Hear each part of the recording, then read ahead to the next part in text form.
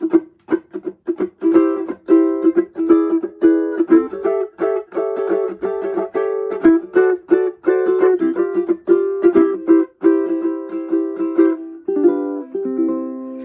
everyone, welcome back to Intermediate Ukulele with me, Matt Stead.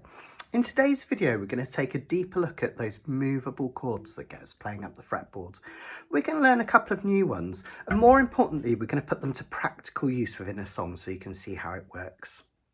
I'm also going to use this lesson to tie together some of the things we've looked at in recent lessons. So if anyone's watching these sequentially, this should really help. We're going to look at chord progressions and a couple of other things as well. Now, a common problem I get posed with all the time as a ukulele teacher is people who come to me and say they've hit a plateau and they'd like to learn something a bit more interesting to kind of zhuzh up their playing. And it happens to a lot of people. They've learned a few chords, you can play some songs down here, a few different strum patterns, but you kind of feel like you want something to just take you up a notch. And this is a really nice way of doing it. We're going to look at 5 Foot 2 Eyes of Blue again. I know, that song again.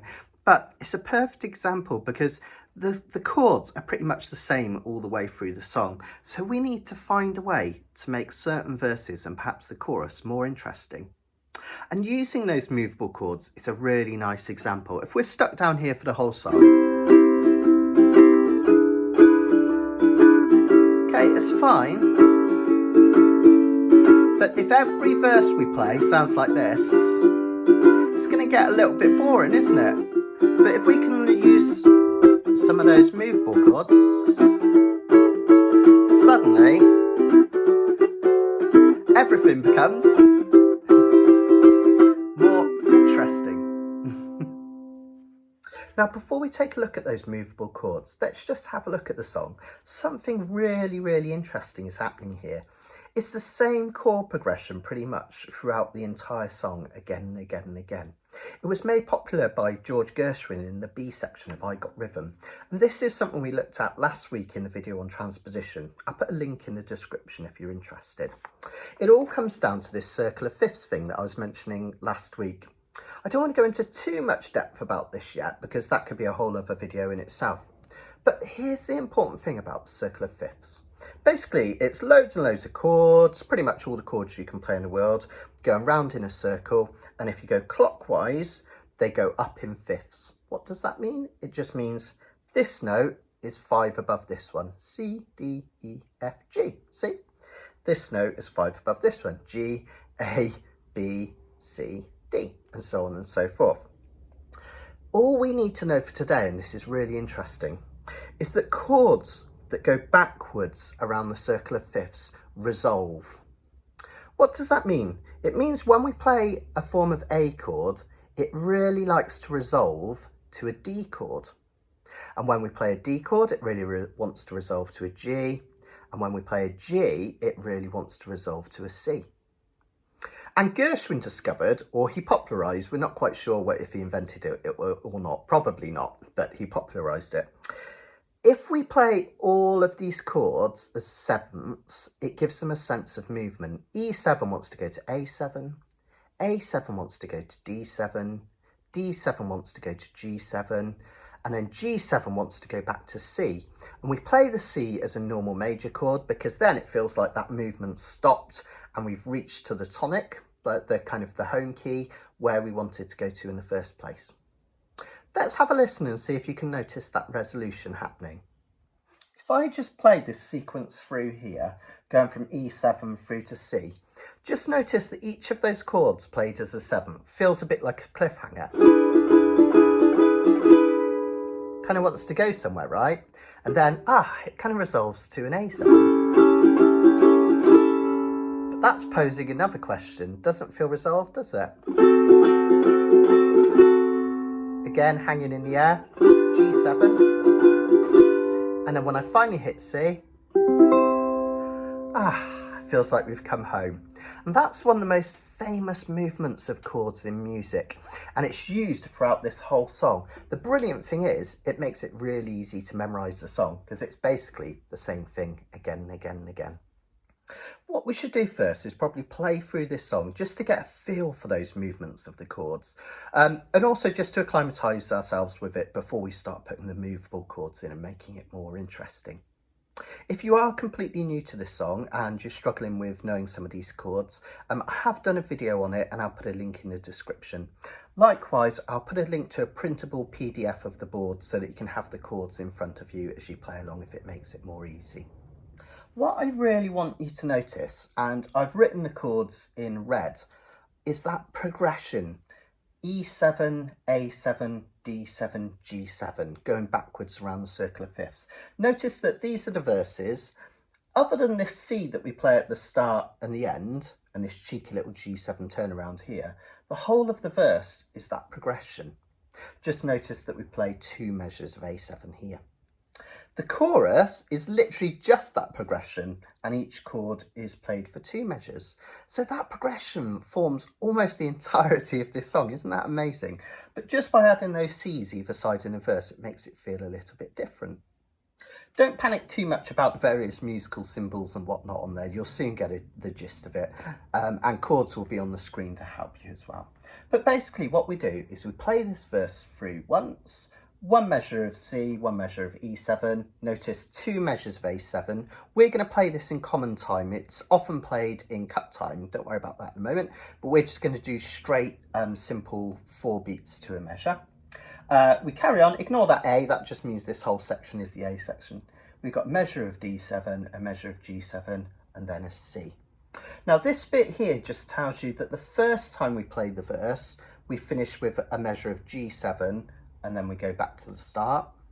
The second time we play the verse, because we play it twice, we ignore the G7 and we play another C instead. Again, you'll soon get the gist of that. Then we play the chorus. Notice that all the chords in the chorus are played for 2 measures each. This funny little symbol here, it's called a repeat or a bounce back, means that we go back to the start and we play the verse 1 last time. And this little orange thing here, thin, I don't know if you can see that, or fan probably is how I should pronounce it, just means that's where we finish. So we play verse once with a G7, verse with a C, the whole of the B section, 1 more verse, finishing where that orange fan is. But again, don't worry too much about that, you'll soon pick it up, it's dead simple. One last note before we start. The D7s in the verses, I'd love it if you could have a go at the barred D7. The reason for that is I'm going to use it to illustrate something with movable chords in a minute. So if you can get used to playing it, that'd be fantastic. Remember my tips on the bar chords. Make sure you've got a little bit of your finger hanging over so it's not just stopping at that G string. As near to this metal fret as possible. Thumb on the back. Some people find it easier to have the thumb to the right of the index finger and push back that way. Other people prefer to have it to the left and use it like a strengthening tripod. Okay, just give it your best shot. If it sounds a little bit not perfect at the moment, don't stress it. We can look at that in more detail later on. But D7s in the verse, try playing them this way rather than the 2-0-2-0 way. So we're going to play this dead slow just to give you a feel of the piece first and get used to it. As we play it, I want you to really be conscious of that circular movement around the circle of fifths anti-clockwise. I want you to feel those chords resolving to each other until they finally relax when they get to the C. And also notice we have this cheeky little G7, and that's still performing one of these backward functions around the circle of fifths because it makes you want to go to the C. It's kind of a way of turning around the song. We call it a turnaround. It makes you want to go back to the start because this chord wants to resolve to this one, and then we start again.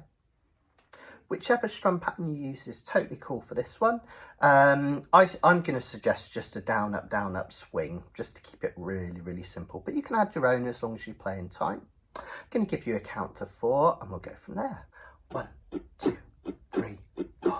5 for 2, eyes of blue. But oh, what those 5 for could do. Has anybody seen my gal? Cheeky G7. Turned up nose, turned down hose. Never had no other bows. Has anybody my gal. Now we're going to go to the chorus. Now if you run into a 5'2" covered with diamond rings and all those things, bet your life it isn't her. To the top. Could she love? Could she woo? Could she coo? Has anybody seen my gal? Well done, everyone. Did you feel that resolution? That backwards movement around the circle of fifths, used in so many songs. And the reason I'm mentioning it is the more you start to identify these chord patterns, the more you see them in songs, and it helps you to remember songs and also how to work them out on your own. Just a quick note, if you are bored of this song, look up the lyrics to Please Don't Talk About Me When I'm Gone. This song uses exactly the same chords, exactly the same order all the way through the song. In fact, loads of songs do.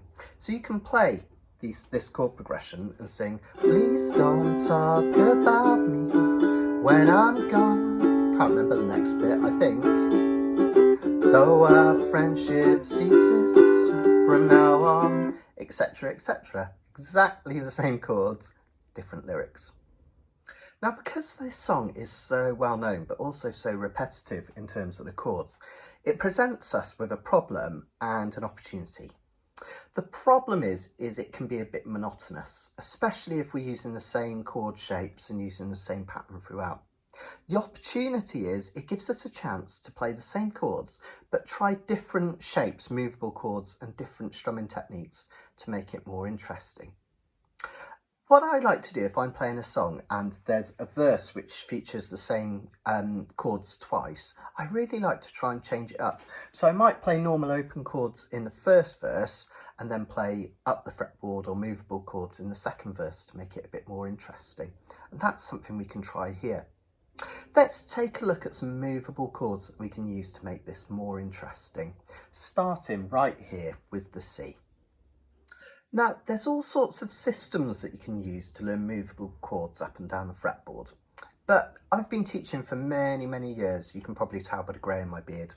And I've found that the easiest way for people to pick up movable chords is just to learn a few at a time and then to use a little bit of common sense to show how you can turn that into other chords. That's what we're going to do. We're going to keep it simple, and we're going to take chords that we already know, shapes that we already play like B flat, and we're going to just move them up to turn them into another chord. Let's have a look. So I just mentioned there a B flat chord, which is played by barring the whole of the first fret, and then we take our second finger and put it in this position here, which is the C string, second fret, and we take our ring finger or our third finger and put it on the third fret of the G string. Okay, that should be flat. You can also play it down here like this with your index finger covering these two here. This can be more useful for turning it into things like sevenths and minors later on. So I prefer this barred version, but if this is the way that you can do it at the moment, that's absolutely fine. We can use that shape as well. Now, we're going to use our good friend, the chromatic scale. Again, there's another video on this. I'll put a link in the description. But just remember, that's all 12 notes that we can play in the Western world, knowing that there's no sharps or flats between B and C, because E and F, elephant's fart. Totally ridiculous, but that's how we remember it, okay? Now, the reason I mention this chromatic scale is that one movement along this chromatic scale is one fret. So if I'm playing a B flat here,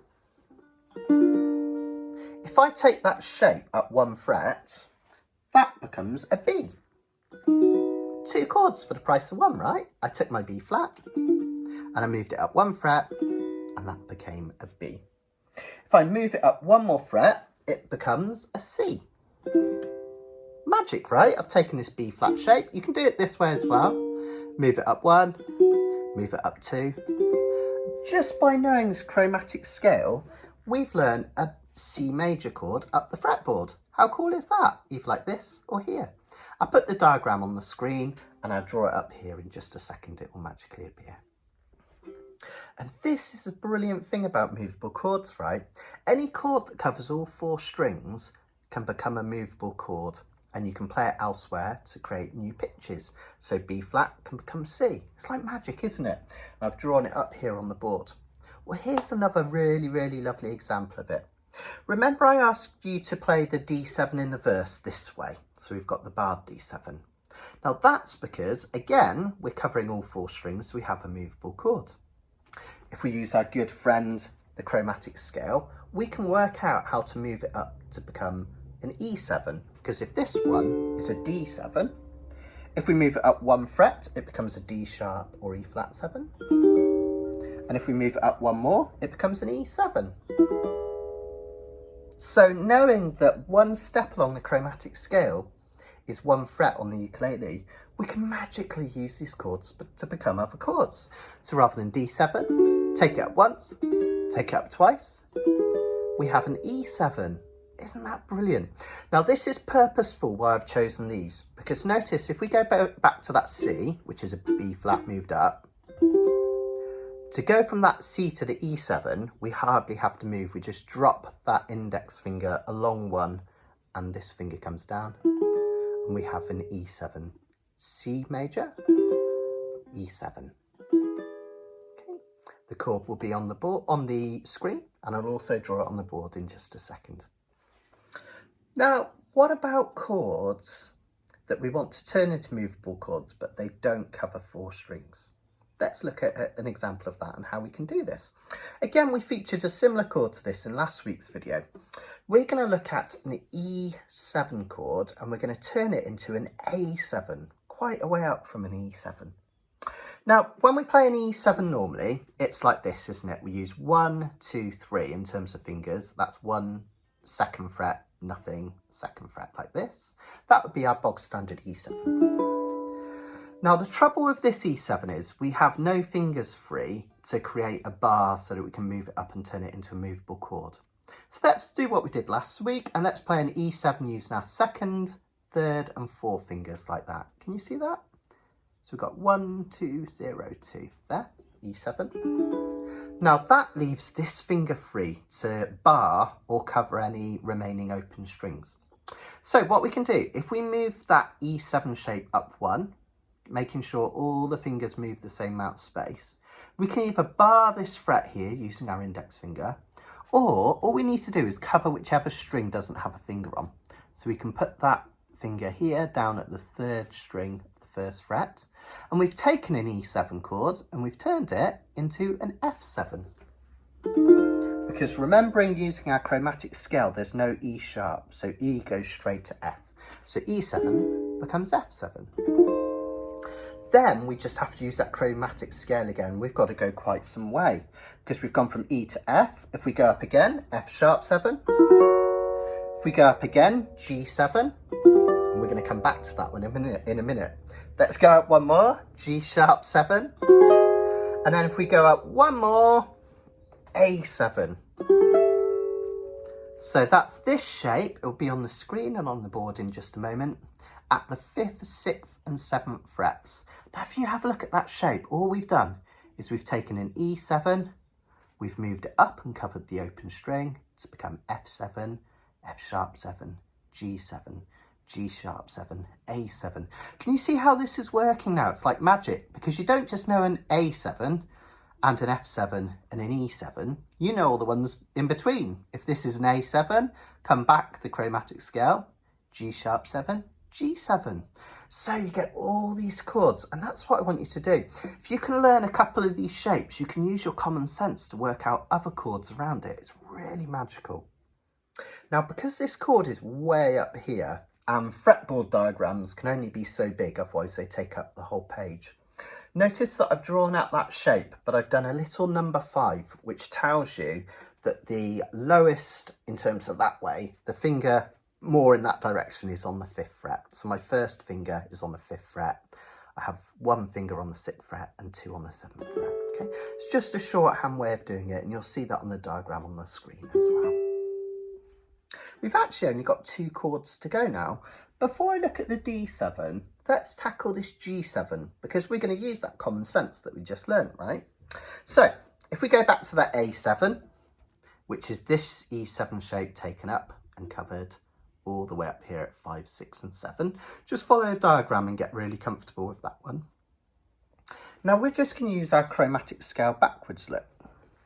If we know this is an A7, if we go back one step along the chromatic scale, we know that this must be a G sharp or an A flat 7. Okay. And if we go back one more step along the chromatic scale, knowing that one step along the chromatic scale, one movement really I should say, because we call it half a step, don't sweat that. If we go back one more movement, one more fret, we have a G7, A7, A flat 7, G7. So there, we've used our common sense to create this last chord. We don't need to start all over again because we know a chord that's near it that works, and we've just taken it back. So we're going to put a G7 in here using exactly the same shape here. Just notice when the chord diagram appears that there will be a 3 next to the lowest part of the chord because we're on the 3rd, 4th and 5th fret. So I know this is kind of repetitive going through this process again and again and again, but I think it really helps it settle in home. So we're going to use this process for one last chord, which is going to be this D7.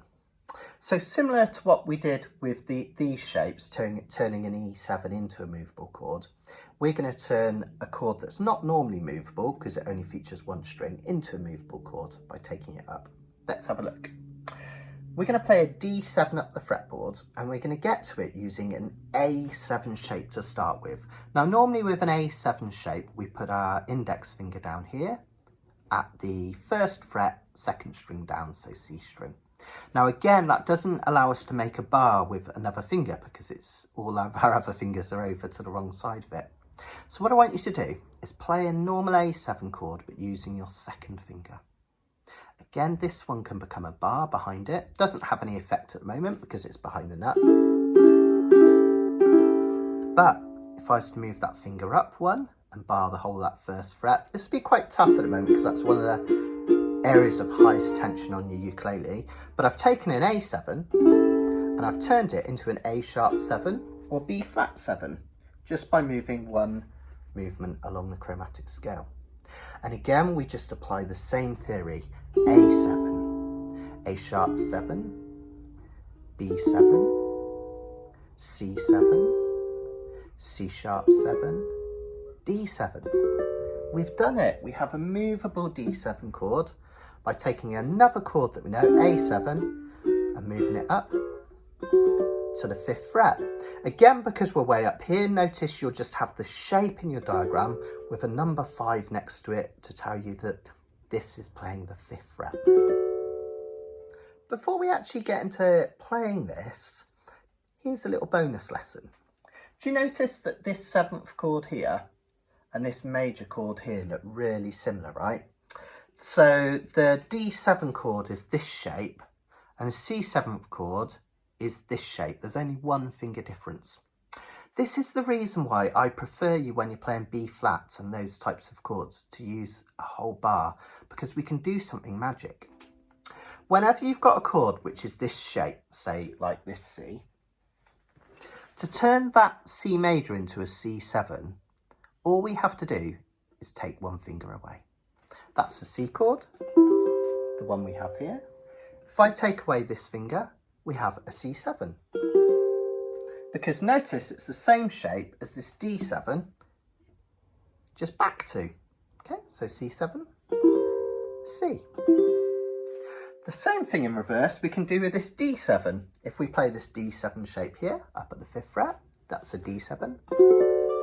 If we add one finger here, we have a D major.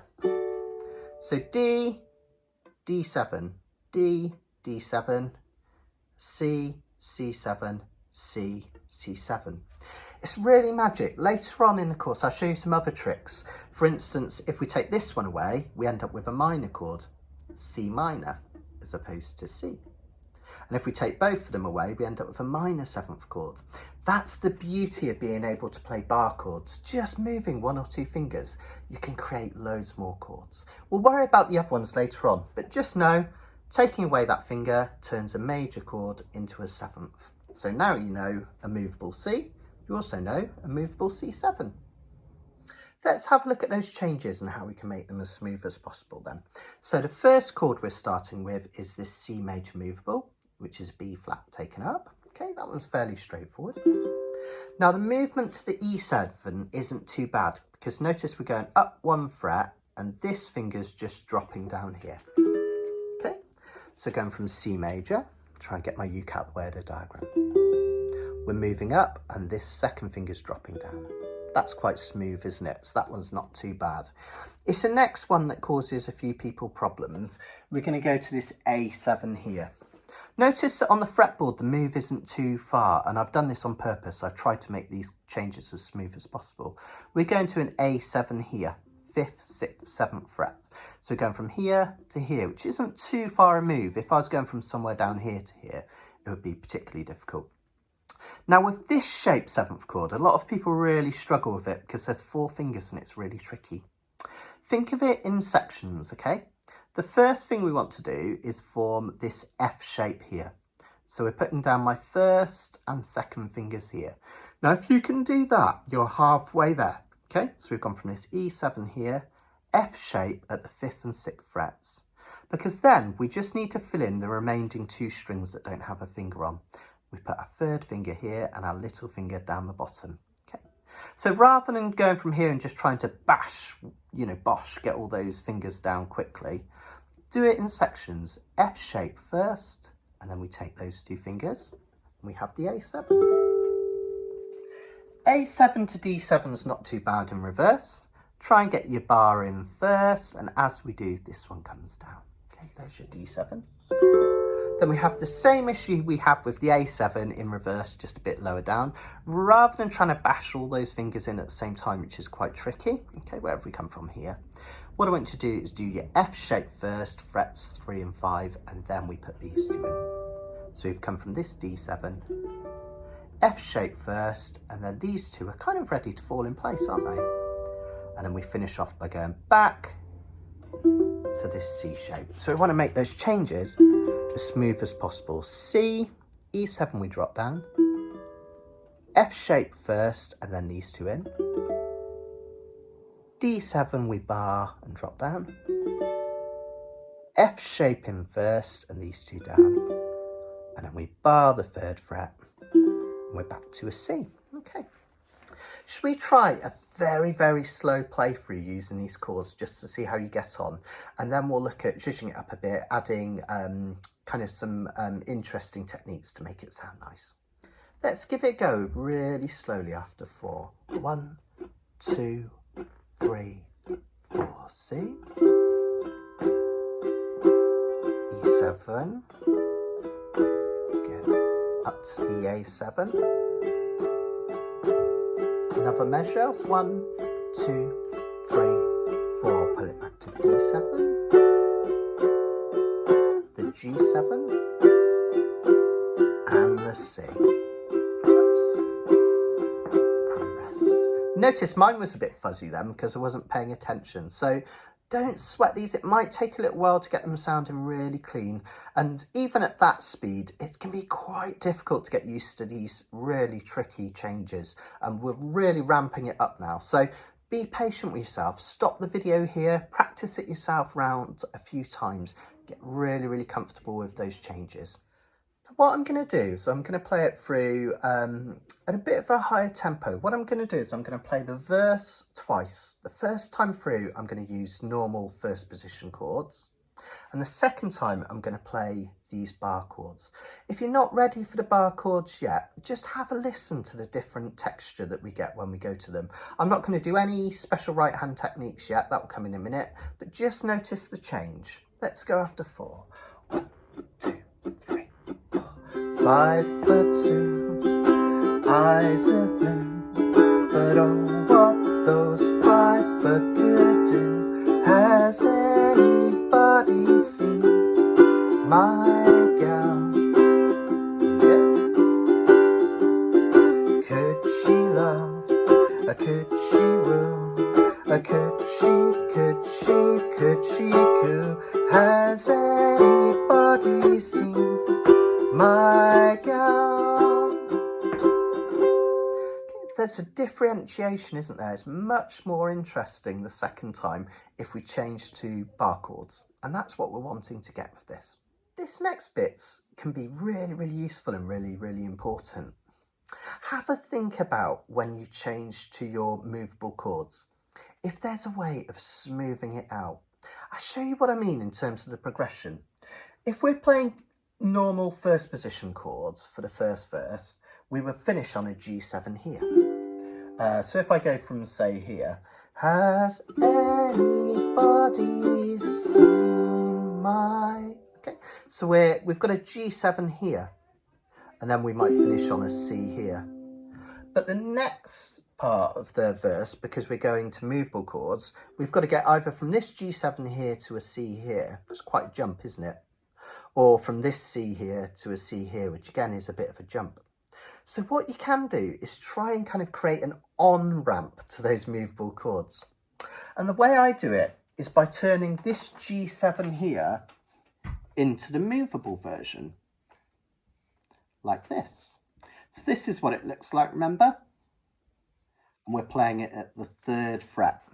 Now, what that does is it means that we're going from this G7 here, and when we go back to the start, look at what frets we're on. We're on the 3rd, 4th and 5th frets, which means when we go to the C to start the movable version, it's smooth. So if I play the end of the first verse from here, remember I'm just using my normal first position chords. Has anybody seen my girl? Now I'm going to do my movable G7, which means the next one, could she love? There's not much of a change. So when you're stitching together movable chords and first position chords, try and find a link between the two so it's not such a jump. That will really help your playing as we move forward. Now you'll notice a lot of these videos I like to give an optional tougher part. So for those players that are a bit more experienced and watching this and have been playing for a little while and they really want to move forward, I'm going to show you an extra bit of spice we can do to these movable chords to make them sound really terrific. If you're just struggling to grasp all this and it's like, oh my goodness, these, you know, just trying to get used to these fingerings, this is really tough. And it will be at first. Take your time with it. Be really, really patient with yourselves. You can kind of ignore this next bit if it's a bit too much at the moment. But there's something interesting we can do with these chords when we do the movable ones to make them sound really superb. And what we do is we can just add a little bit of chucking. When I play it below tempo, kind of sounds a bit weird, but at tempo, can you notice how it provides this really interesting kind of swing sound? And because we're using movable chords, to do the chuck, it's really easy because all I have to do is strum normally. And whenever I want to chuck, I just release all the tension, keep my fingers on the strings, but just release all the tension. And if you do this pattern, up, down, up, chuck, up, down, up, chuck, up, down, up, chuck, you can think of it, by the way, I'm using a C chord here, this C chord we learned here. You can think of it as and squeeze and release, and squeeze and off, and squeeze and off. So for the chuck, that one there, I'm just releasing the tension. Up, down, up, chuck, up, down, up, chuck, and squeeze and release, and squeeze and release. Now, if you play that at speed, if I gradually speed that up, you'll see you get this really nice kind of old time feel. Down, chuck. Okay, see that with a bit of swing? But we need to start slow to learn it, and then gradually build up the speed. 5'2", eyes blue, but oh, what those 5 foot could do. Has anybody seen? Can you see how it kind of really adds something? But it's really tricky. So if you want to give that a go, start slow and build it up, and you get a really interesting sound. You might hear myself doing it when I do the barb movable. But again, if that's too much for now, just keep strumming up and down as normal, and you're already adding something really special to this song by using the movable chords. Just before we play the whole thing then and put everything together that we've learned today, notice that the chorus, I haven't mentioned movable chords at all. And this is the beauty of it, right? I want you to decide. Do you want to use the movable chords on there or not? There is no right or wrong answer. That's the brilliant thing about this. So have an experiment. Maybe try a verse with and a verse without. Have an experiment. It's going to work exactly the same as this progression, isn't it? Because it's the same chords, just played for 2 measures. Likewise, here I haven't mentioned which chords to use, but when we're doing our movable, I would just carry on using the movable C there, okay? So what I'm going to do is I'm going to play through this song the whole way through, and I want you to experiment. The way I'm going to do it is I'm going to play normal first position chords for the first verse. Then I'm going to use the movable chords for the second verse. The chorus I'm going to use just normal first position chords. And then for the last verse, I'll go back to the movable chords, and it just creates a bit of interest. But again, experiment. I want you to kind of try both and see what suits you and see how you like it. That's the point. I want you to make this song your own. I'm going to keep the tempo quite low on this one because we've got a lot of tricky things to do right with these chord changes. Just give it your best shot. Keep that right hand strumming no matter what, even if these chord changes are a little bit messy for now. Just give it your best shot. One last thing, and this is really important. If you're really struggling with these movable chords, why not just try one of them? Maybe just try this movable G7 on the first go when you feel confident that you've got that. Maybe then introduce this D7. You don't have to do them all in one go, okay? This is just a learning process, okay?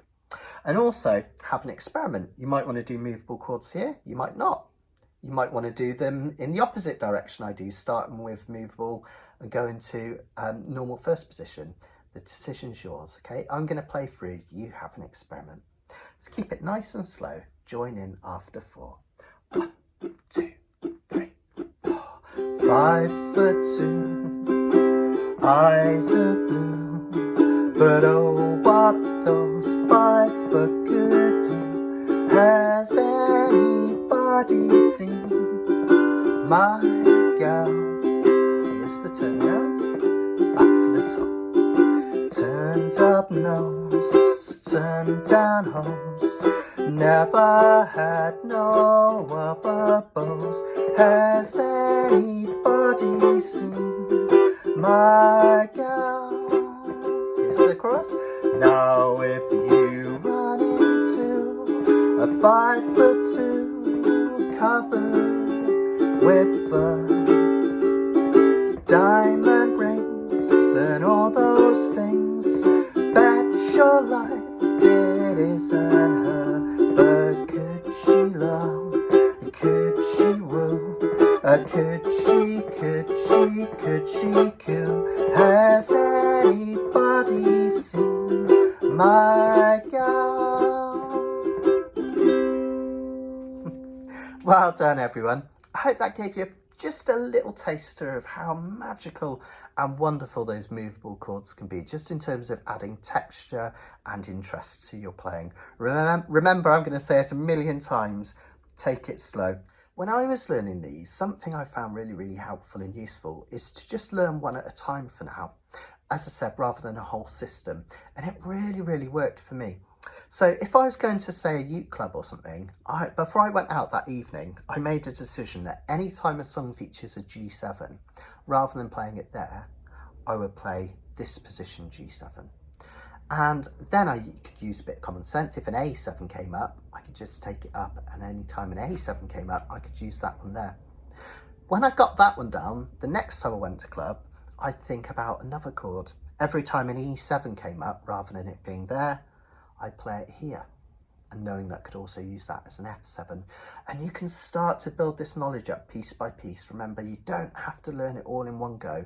Just practice one at a time and you'll soon get it. So start with one of these, maybe then add 2, then 3, and then the lot, and build up slowly.